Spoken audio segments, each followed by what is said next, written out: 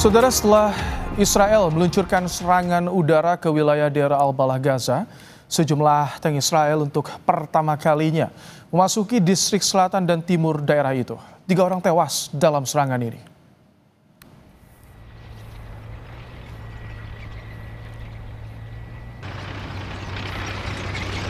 Militer Israel menduga area itu menjadi lokasi para sandera yang ditawan kelompok Hamas. Padahal Deir al-Balah dipenuhi warga Palestina yang mengungsi selama lebih dari 21 bulan sejak konflik berlangsung. Setelah Israel mengeluarkan perintah evakuasi, ratusan warga melarikan diri ke wilayah barat atau selatan.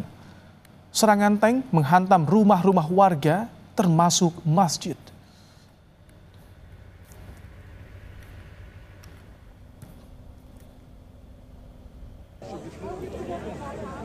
Serangan Israel menghantam tenda-tenda warga di pengungsian Shati yang dibangun di tepi pantai di sisi barat kota Gaza. Menurut rumah sakit Shifa di kota itu, saudara, serangan menyebabkan 12 orang tewas. Korban tewas termasuk 3 perempuan dan 3 anak-anak. Sebanyak 38 warga Palestina lainnya terluka dalam serangan ini.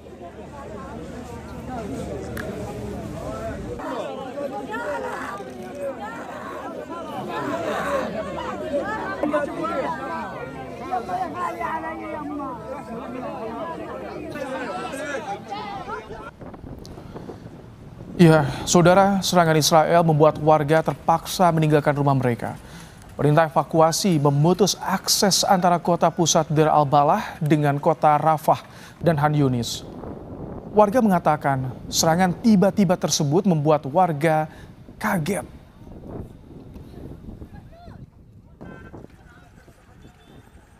اليوم بتفاجئ الصبح الا القصف في كل مكان، الا بنزلوا مناشير، بنطلع الا اخلاء.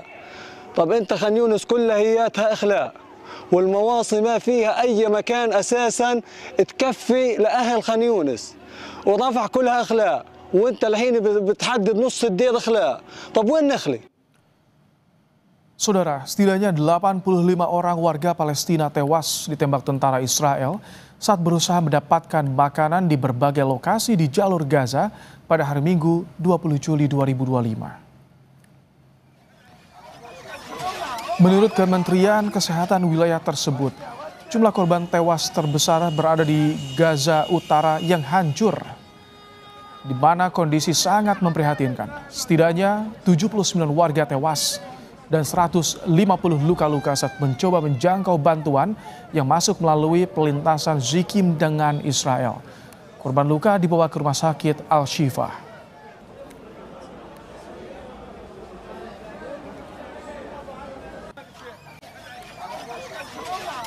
الآن أصبحت مستشفى الشفاء ممتلئة بالشهداء والمصابين. الوضع كارثي، نحن لا نحتمل التعامل مع إصابات. بدأنا الآن توجيههم إلى مستشفيات ميدانية أخرى. الوضع سيء جدا وكارثي، عدد كبير من الشهداء والجرحى. نحن لا نستطيع الآن التعامل مع هؤلاء الجرحى جميعا. Saudara, kami saat ini sudah bersama dengan Mujtahid Hashim, Direktur Eksekutif The Voice of Palestine. Assalamualaikum, selamat malam Pak Mujtahid. Assalamualaikum, selamat malam Bapak. Baik, Pak Mujtahid, ini beberapa kali dan terakhir pada hari Minggu Israel menembaki warga yang hendak mendapatkan makanan, antre di pusat bantuan. Informasi yang Anda peroleh saat ini, berapa korban jiwa dari serangan Israel ini, Pak Mujtahid? Ya, kalau laporan terakhir dari yang dari ini ya, Jonathan Mister ya, dari kantor PBB yang mengurusin bantuan kemanusiaan itu ya sekitar 80 ya, 80, tapi kan itu bisa berkembang ya. Ada yang menyebutkan, bahkan ada media yang sudah menyebutkan juga 85 orang yang meninggal ketika mereka mengantri bantuan.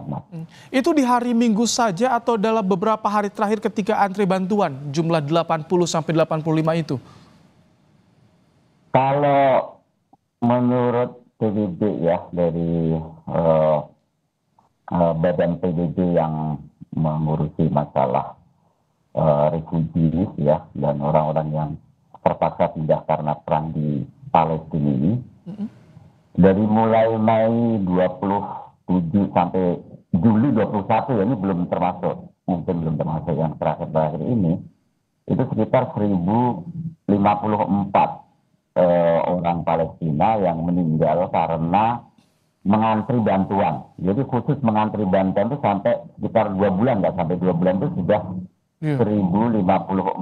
Dan data 288-nya itu mereka mengantri bahkan di dekat konvoi PBB sendiri gitu. Mas, ini memang suatu hal yang sangat tragis ya, sangat tragis, dan bukan hanya Minggu ya kan, sebelumnya juga bahkan hari ini ya, bahkan hari ini juga. Kalau Kamis kemarin kan gereja dibom, gereja Katolik satu-satunya, kemudian Minggu, kemudian juga hari ini juga sudah terjadi lagi pembunuhan di daerah Israel ya, karena pada hari Minggu itu Israel itu menyebar pamflet ke pemukiman distrik Derbela yang meminta warga untuk mengungsi ya. Warga untuk mengungsi, dan warga dia bingung dia mau mengungsi kemana lagi kan, karena kan Israel itu kan kalau Netanyahu itu kan dia ingin membuat yang namanya humanitarian city, itu sebenarnya di daerah Malasikam yang dekat dengan coastal Gaza ya, di Gaza. Jadi kemana warga yang di Gaza Utara ketika diminta untuk mengungsi? Kemana lagi saat ini, mereka ada di mana? Kondisinya bagaimana, Pak? Sebenarnya kita sudah tidak berbicara tentang Gaza Utara lagi ya, Gaza Utara, Gaza Tengah. Sekarang ini kita berbicara di selatan sebenarnya. Ya kan, karena kan kalau menurut PBB itu sebenarnya sudah 90% penduduk Gaza itu dia sudah mengungsi ya. Ya, mengungsi itu kan dari Gaza Utara ke Gaza Tengah misalnya kan. Gaza Tengah, terus kemudian juga Gaza Selatan lah, ke Khan Yunis, Rafah, terus juga Derbela ini kan gitu. Nah, yang sekarang ini yang di Derbela itu yang sedikit dengan lebih ke selatan, tapi dia dekat dengan Gaza Tengah ini, Israel juga meminta dia membuat koridor di barat daya, dan dia minta untuk pindah ke camp yang dekat pantai itu, yang disebut dengan Kemawati, itu banyak tenda-tenda pos segala macam. Yang orang Derbela ini bingung kalau misalnya pindah ke sana, juga nggak ada jaminan, bahkan untuk bikin tenda aja juga sudah susah di sana kayak gitu. Jadi, Pak Mustahid, ini Presiden Amerika Serikat Donald Trump murka dengan serangan Israel pada warga di Gaza. Apakah ini sudah cukup bisa meredakan serangan Israel di sana, Pak Mustahid? Ya, mungkin juga ya, karena mungkin tekanan dari Oslo yang ke-16 ini kan, ketika serangan minggu kemarin dan juga gereja itu kan dia marah, dan bahkan kan Menteri Luar Negeri Israel itu kan minta untuk investigasi dan melakukan permintaan maaf. Mungkin juga tekanan dari Roma ini, kekuasaan Roma ini juga membuat mungkin Trump sedikit berbicara lembut ataupun mengkritik Israel, tapi yang kita lihat belum ada skema yang jelas untuk mengakhiri tragedi-tragedi kemanusiaan ini. Yang ada itu justru di lapangan itu Chief Army-nya Israel itu dia memaksa